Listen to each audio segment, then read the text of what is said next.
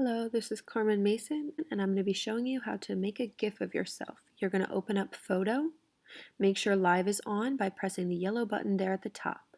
Go ahead and flip it around, take a photo of you. If you're by yourself, set a timer, and you're going to do a movement. Whatever movement you want in your GIF, that's the movement you're going to do as the photo is being taken. I chose to wave. Then you're going to go to your photos, click on the video that you just took, or the picture that you just took, swipe up, and you're going to wait until bounce loads or press on bounce down at the bottom. So you're going to swipe up and press bounce. That is going to turn your live photo into a GIF. As you wait for it to load,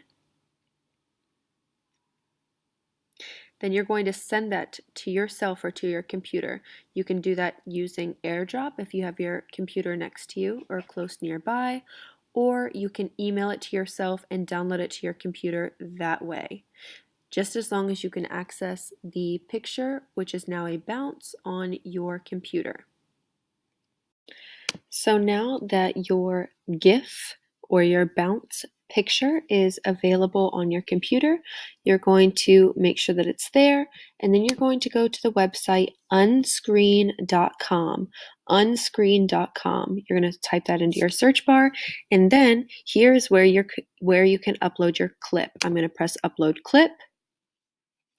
I'm going to go to my download since I airdropped it, and here is that picture that I just took of me waving.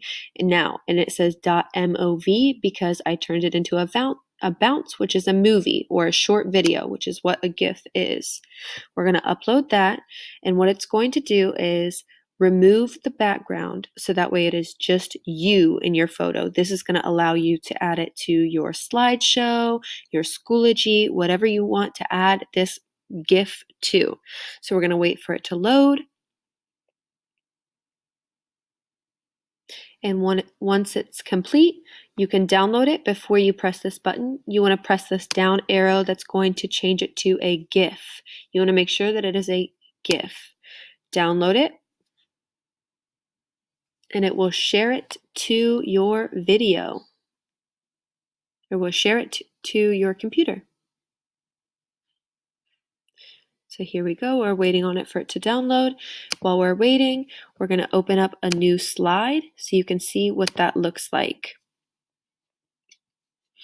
I'm going to open up a blank slide, and if you can add this to any slideshow that you have already. So if you have a Google Classroom, you can add this to your Google Classroom instead of your Bitmoji. You can add it to your to-do list or your agenda for your schooling. I'm going to click and drag. And because the background is white, it won't show the background, but you can add this to any slideshow. So if you have a different colored background, it will just be you. The background is transparent, so it will adapt to your own slideshow just like it would any other GIF or any other Bitmoji. And this is a fun way to have your students see you virtually. I hope you have fun, and I can't wait to see the GIFs that you guys create.